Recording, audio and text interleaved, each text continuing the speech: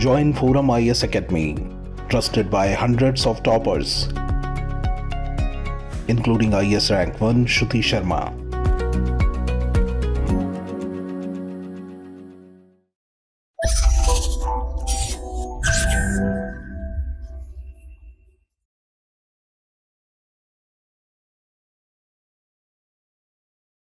Hi, my name is Krishnan. I'll be doing the Hindi news analysis for the day. These are the 5 articles that we'll take up for discussion, and towards the end we'll see previous year questions. So the first article is about Indo-France friendship. So you know why this is in news, because our Prime Minister was in Paris last week. So we'll see how India-France relationship is going on. So this article starts by saying in 1998 India put France in what should have been a tough spot. So what happened in 1998? Can you think of it? So in 1998 there was Pokhran. So India officially went, not officially, but the world knew India had nuclear plans. So why was it difficult? Because just few months before, what had happened, French President Jacques Chirac had come to India for Republic Day as guest, and with the Prime Minister 𝐂𝐡𝐚𝐧𝐧𝐞𝐥 he signed the strategic partnership agreement. And what happened immediately? Newly elected Prime Minister came Vajpayee, and he did the nuclear test. So immediately what happened? UN Security Council passed sanctions against India. So French diplomats also joined the P5 countries. So what are the P5 countries? Countries that have veto power in the UN. So France also joined them. So but what happened? UK, Russia, and P5 countries and United States imposed sanctions on India, but United Kingdom and Russia did not impose sanction on India. So France joined with UK and Russia. So they did not impose sanctions on India, and they did not scrap the strategic partnership agreement also. So the French have always been good friends to Indians. So what is the philosophy behind the relationship? So throughout their relationship, Indians and French people have invited each other to the national parade. So Jacques Chirac has himself been to the India's Republic Day twice, and Valéry Giscard d'Estaing was there, Sarkozy was there, François Hollande was there, and even Prime Minister Manmohan Singh has gone to the Bastille Day parade. So even now our Prime Minister went to Bastille Day parade. So there has been mutually, people have been inviting each other. So generally when we talk about Indo-French relationship, right, we generally talk about defense equipment purchase. But more than this, there is a deep-rooted friendship. Why is this friendship is very strong? Because it's not just buying defense equipments. There is a deep-rooted engagement with India and France over a lot of factors. We'll see what these factors are. So both the countries are close based on 3 pillars in relationship. So what is this? First one is non-interference in each other's internal affairs, and a steadfast belief in strategic autonomy. So who's using this strategic autonomy? French President Charles de Gaulle has used it, and Prime Minister Jawaharlal Nehru used to use the term non-alignment. So and what the third was, they will not pull each other into their own coalitions or alliances. France will not tell you come into our coalition, and India will not tell you come into our coalition. So on this basis only India-France relationship is based on. So before that also France had taken a very positive approach towards India. So when was that? When Prime Minister Indira Gandhi declared emergency, that move also was criticized across the world. But Chirac was supposed to come to India at that time, and he saw no reason to cancel it. And even in 1975, France hosted the Paris Conference on International Economic Cooperation. So what they did there was they looked at the impact of global energy crisis on developing countries. Why did this come? Because there was US-Arab tensions over the Yom Kippur War involving Israel. And what France did is they invited India to it. So they did not tell you are doing emergency, will not invite you, like that. They did not tell. India was invited. So next what it did, And when Chirag was in Delhi at the time, he praised India's role in bringing disparate global position together. So space, nuclear defense, nuclear energy and defense. He praised India about all these global positions that India was taking when emergency was going on in India. And what happened in 2006? He returned to Delhi again to lay the stage for civil nuclear deal. So you all have heard about nuclear suppliers group, right? NSG. So when India got its waiver, who got India the waiver? It was US that got the waiver, but India signed first nuclear deal with France and not with US. So this shows how deep the relationship is between India and France. So why French are doing this? In his memoir, Chirac, who is the French president, he told he's got a youthful love and passion for India, and in his teenage he attempted to learn Sanskrit, and he said that for him the strategic partnership was a means of establishing primary role that India, by reason of its history, democratic choices, attachment to secularism, a coexistence of different people, language and cultures, and because of this it was called on to play the aim of creating a more equally balanced world. So he's telling this is why we did all that we did for India. And even Mr. Modi's visit to Paris last week, what happened? India's foreign secretary Vinay Quatra pointed out that there was a lot of visuals of violent protest across France, and they were telling there is a mistreatment of immigrant communities in France, but our Prime Minister did not once hesitate to stop his visit, and neither did France talk about this European Parliament criticism of India over violence in Manipur. So you all know, right, European Parliament has criticized the Indian government for not doing much about Manipur, and they are talking about in India there is intolerance towards minorities and civil society freedoms are curbed, but France did not bring any of these things, and even Prime Minister did not talk about riots or other things that are going on in France. And next we'll see how both the governments are managing the Ukraine war. So on the Ukraine war, on the major geopolitical stage, there's a combination of non-interference and non-alliance in France's approach towards Narendra Modi government position on the war in Ukraine, because you know what stand we have taken on Ukraine. So in March 2020, a month into the war, France brought a resolution in UN Security Council with Mexico. So what they said? They said unhindered humanitarian aid should be allowed inside the conflict zone, and even India supported it. But what happened? Eventually, this was brought in the UN General Assembly, but the effort failed.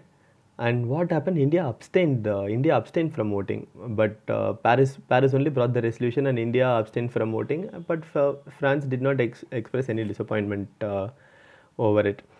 And even President Macron's own stance has been more complex than that of Western countries, because even he's made 7 to 8 calls to Russian President Vladimir Putin, and he even visited Moscow because he wanted Mr. Putin to stop the war. And what happened recently? Mr. Macron even said he'll go to South Africa for the BRICS summit if he is invited. So even India was very cool with Macron visiting China, and he not just visited China, he went there and told Europe will not be a vassal state to the US with regard to China policy. So India did not make much noise about it, they were like fine with it. So we'll see what this strategic partnership about. In the strategic sphere, France announced that publicly it said they do not approve the NATO plus partnership plan. So what will this NATO plus partnership have? It will have transatlantic alliance. So who all they'll have? Japan, Australia, New Zealand, South Korea, and even India is a possibility. But France is telling it is against it. But even India has rejected the plan, telling our external affairs minister told that NATO is not a template that applies to India. So what happened? As a result, despite push from several countries, NATO summit in Vilnius, it dropped a mention of the NATO Plus project. And next, what they are doing, the India-France roadmap on the Indo-Pacific released last week further clarifies that neither side is attempting to pull each other into its other regional military coalitions. So even France was very cool towards the plan of Quad Plus, which was floated in 2020, but it was dropped because US and France had a problem over AUKUS agreement. So, and in defense areas sector, what we are doing, France is the only country with which the Indian Navy has conducted joint patrols so far, and they are telling in the future India will use French international territories like Reunion Islands, New Caledonia and French Polynesia, and even India will allow its Andaman Islands for port calls. Port call means to refuel their ships and so on, and reconnaissance by both navies on bilateral basis. This is going to happen like that, they're telling. So India's relationship with each of the P5 countries is unique. But what separates India and French relationship is this, that there is geopolitics, sans, that is without value judgment, and no pressure to align their positions. Now let us move on to the next topic. This topic is about India and United Arab Emirates agreeing to deal and do trade in rupees. So why is this in news? Because recently Prime Minister Narendra Modi, he visited UAE, and RBI and UAE's RBI's counterpart, that is the Central Bank of the UAE, signed 2 Memorandum of Understanding. So what were they? Well, the first established a framework to promote the use of local currencies for cross-border transactions. The other was interlinking payment systems. So what they are telling, first Memorandum of Understanding was to promote the use of local currencies for cross-border transactions. That is, from UAE itself, they can use rupee to buy something, and Emiratis can use their currency to buy something here. And the next was about interlinking payment systems. What is payment system? We have unified payment, UPI, right? And they'll also have that, right? So both are going to be interlinked. So the first of the 2 MOUs aim to establish a local currency settlement system. So what is it called? Local currency settlement system. So what they'll do, they'll use rupee and dirham bilaterally. So what is it called? Local currency settlement system. So it will cover all current and permitted capital account transactions. So what this will do, this will help exporters and importers to send invoices, that is bills, and pay in their currencies itself. So Indian exporters and importers can pay in their currency itself, and this will help rupee and dirham in foreign exchange market, and this will also help promote investments and remittances between the 2 countries, and other things are also there. This will help optimize transaction cost, and settlement time for transactions will come down, and remittance also will increase because the cost of remitting will come down. So why they are telling it's significant for exporters? Because so the focus is on denominating export contracts and invoices, that is bills, in the local currency. What will help is, it will help avoid exchange rate risks. Generally, instead of using third currency, you are using your own currency. So this will help avoid exchange rate risk, because let's say you are using dollar, and if dollar is prone to exchange risk, your currency will also get affected, right? So if you use your own currency, that is good, and this will help discover competitive pricing also. And next, what is there? To enhance to cooperation among the banking system of both the countries, and this will lead to expansion of trade and economic activity for both the countries. So the major item of export from India to UAE, mineral fuels, oils, products, bituminous substances, mineral waxes, pearls, precious stones, metals, electrical machineries and equipments. And what India imports from UAE? Petroleum crude and petroleum related products. So what is the India UAE trade? $85 billion, and UAE was India's 3rd largest trading partner and 2nd largest export destination, and conversely India was UAE's 2nd largest trading partner. So what is it about interlinking of payment systems? So we saw, right, they had two MOUs. In one, it was about India's unified payment interface with UAE. This will be interlinked with its counterpart, instant payment platform. So what they can do, card switch and UAE switch. This is also is now permitted. So what will card switch do? It will allow facilitating communications and transaction between different payment service providers. So, and this will help linking of payment messaging system of two countries also.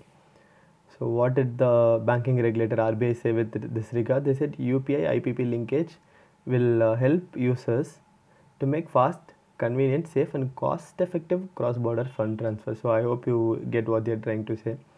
And card switches also, they said it will facilitate mutual acceptance of domestic cards and processing of card transactions. So this is very important because there are 3.5 million resident Indians living in the UAE. That is 35 lakh Indians are living in the UAE. How this will help? Why RBI is doing this? Because a lot of people from UAE, Gulf countries are sending money to India, right? Low wage earners are also there, like construction company workers, domestic helps, they are also there, no? So they are not able to send money because of high cost of transaction.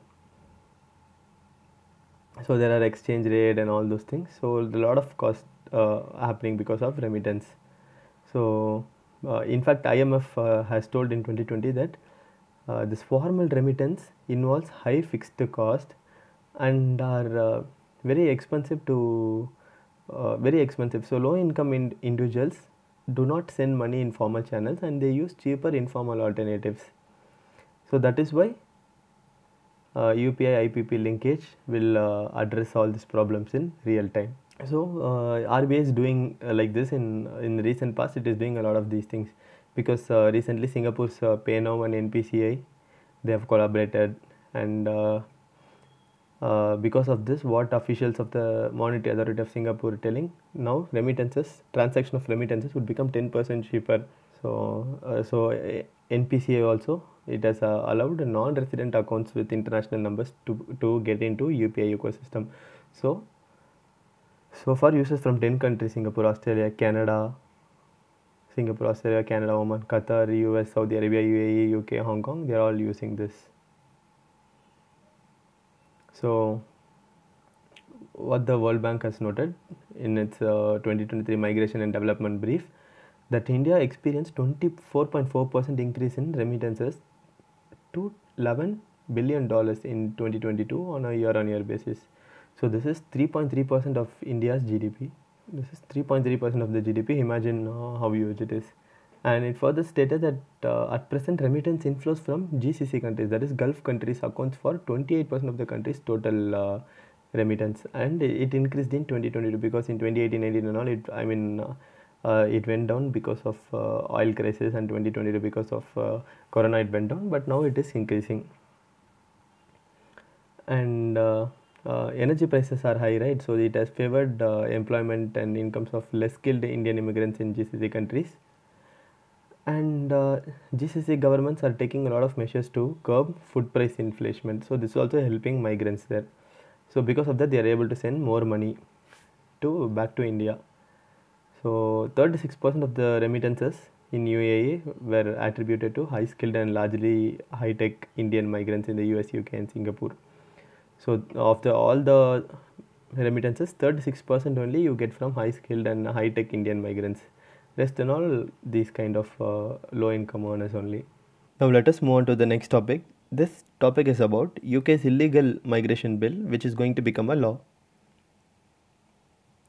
So what is happening? So the Rishi Sunak government in the UK House of Lords passed the illegal migration bill. So what this bill will do, this bill will make it a law that the Home Secretary's, it will become the Home Secretary's duty to remove illegal migrants from the UK, and it also alters significantly existing protections that are there for asylum seekers. So what is this doing? It is decreasing access to routes to asylum. By decreasing access to routes to asylum, the bill seeks to deter illegal immigration to the country. So what is happening? People from North Africa, they are coming in small boats. They're crossing the English Channel and they are all coming to UK. But obviously the UN's Refugee and Human Rights Head criticized this legislation, and the bill was passed on Monday. And a lot of challenges are from conservative MPs and cross-party group of peers. That is, even their own people are voting against it. So what had happened? Members of Parliament had overturned several suggestions from the House of Lords, including a shortened time limit of 3 days on the detention of unaccompanied minors. So if minors are coming unaccompanied, they also will be detained. And there was prohibition on sending LGBT migrants to 10 countries, mostly in Africa, because in Africa many countries are extremely homophobic, and if these LGBT migrants go back to Africa, they'll be killed according to their country's law. So what is worse is the new bill is also permitting the governments to detain children for up to 8 days. So, and next, this bill also has provisions for victims of modern slavery and those trafficked. So traffic means people who are unlawfully exploited. So this provision was earlier backed by UK Prime Minister Theresa May, and there's an influential Tory MP, his name is Ian Duncan Smith. So Theresa May had introduced Modern Slavery Act in 2015 when she was a Home Secretary, and the UK government is hoping that this bill will help its attempt to stop illegal channel crossings. So even Mr. Sunak said he had 5 priority points. In that he told stop the boats.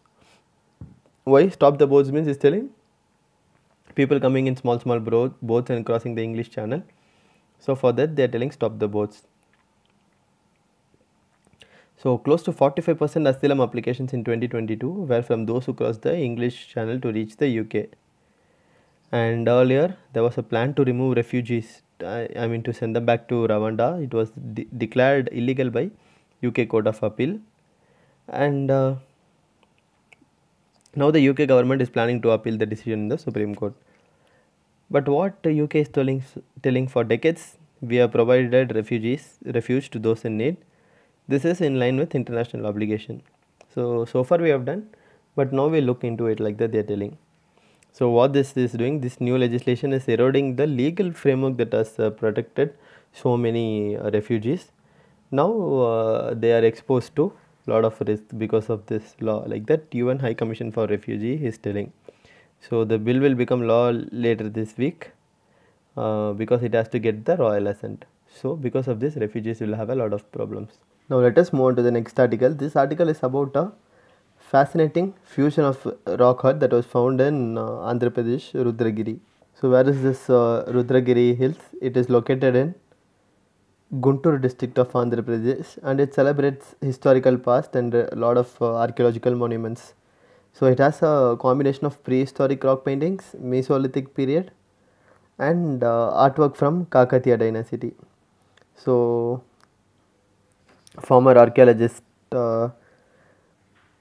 there's a former archaeologist, so he is telling what is the significance of this hidden gem that is in Rudragiri. So where is this Rudragiri? It is nestled amidst Eastern Ghats, and it features 5 naturally formed rock shelters at its foothills facing westward. So what happened during Mesolithic period? These rocks only were shelters. They served as living quarters for people during Mesolithic age. So that's why you see a lot of art paintings of that era. And 2 natural caves at the southern end of the hillock also exhibit exceptional murals from the 𝐂𝐡𝐚𝐧𝐽 kingdom. So what is the artistic brilliance in this work? The physical condition. So that is the most brilliant thing. So a lot of arts have suffered damage over time due to exposure to other elements like sketches, but some sketches and outlines have managed to survive. So the paintings are adorned with variety of colors, so right from white kaolin and pigments, and they even depict captivating scenes from Ramayana. So because of nature's wrath, fragments of this painting are gone, but they still offer valuable insights into their creation during 13th century. So the first cave starts at the southern end of the hillock. It presents a narrative mural portraying the intense battle between Vanara brothers, who are they? Vali and Sugriva. So this is from the Ramayana. And the middle cave, there is a grand sketch of Hanuman accompanied by sacred symbols of the conch, that is the Sankha, and the fire altar, which is the Yagnavedi. So this is very beautiful, so it captures the visitor's attention. So in this, Hanuman is depicted carrying the Sanjeevani hill in his hand. This symbolizes his mission to save Lakshmana's life. So you all know that. What is it? So and the third cave houses the painting from Mesolithic era. And interestingly, the Kakatiya artist chose the same rock shelter to superimpose the elegant figure of Hanuman. So in this, he is portrayed in a unique Anjali posture, folding his hands in divine offering. So remarkably, the Ramayana figures neither overshadow Mesolithic drawing, so they are not drawn over it, or nor do they diminish their scenic beauty. So if you go there, what you can see drawings from two different distinct periods, appreciating the artistic techniques employed. So it will be a treat to watch. On one side you can see Mesolithic era painting, on another side you can see Kakatiya painting. Now let us go on to the next article. This article is talking about how monsoon is uneven in the entire country and how this could cause food inflation. Economists are cautioning. So let us see what this article is about. July has been wetter so far, which means a lot of rain in the month of July. So this has lifted the overall rainfall. But what has happened in the southern peninsula, Deccan Plateau and the eastern region of the country, we still experience below normal monsoon. And Kharif sowing also has been lower than last year for crops like rice, pulses. So this will lead to? This will lead to food price inflation. So what has happened? By July, the overall sown area of Kharif crops was 2% lower compared with the same time in 2022. With the maize, it is 5% lower, rice 6% lower, and pulses 13% lower. So these crops are facing shortfall in this sowing season. So the wildest fall was for Har, with the area sown was 38% lesser than last year. And reservoir levels in western and southern regions were also at lower marks than last year. And there is uneven distribution of rainfall but western North India has seen excessive rainfall, and there is no rain in Bihar and Jharkhand. So this is why all these problems are there. And the IMD has told that parts of Uttar Pradesh, Bihar, Assam, Punjab, Karnataka, Tamil Nadu will get less than normal rainfall this month, and because of that, paddy and pulses sowing could be further affected. So these effects have already exacerbating the pre-existing food inflation. And so deficient rainfall, lower rices and pulse sowing, all these have pushed prices higher. So July is a very crucial period for sowing Kharif crops, as about 32% of monsoon precipitation typically occurs during this period. So let us go on to the previous year questions. The money multiplier in an economy increases with which one of the following? The answer is C, increase in the banking habit of the people. Why is there a concern about copper smelting plants? They may release lethal quantities of carbon monoxide into the environment. No, this is wrong. The answer is 2 and 3. The copper slag can cause the leaching of some heavy metals into the environment, and they may release sulfur dioxide as a pollutant. What are the R2 code of practices? Environmentally responsible practices in electronics recycling industry. Which among the following step is most likely to be taken at the time of economic recession? Increase in expenditure on public projects. So that's all for the day. If you like it, you can share it among your friends, comment and subscribe. Thanks for tuning in. I'll see you again tomorrow. You can follow us on YouTube, Instagram, Telegram and Facebook. Thanks for tuning in.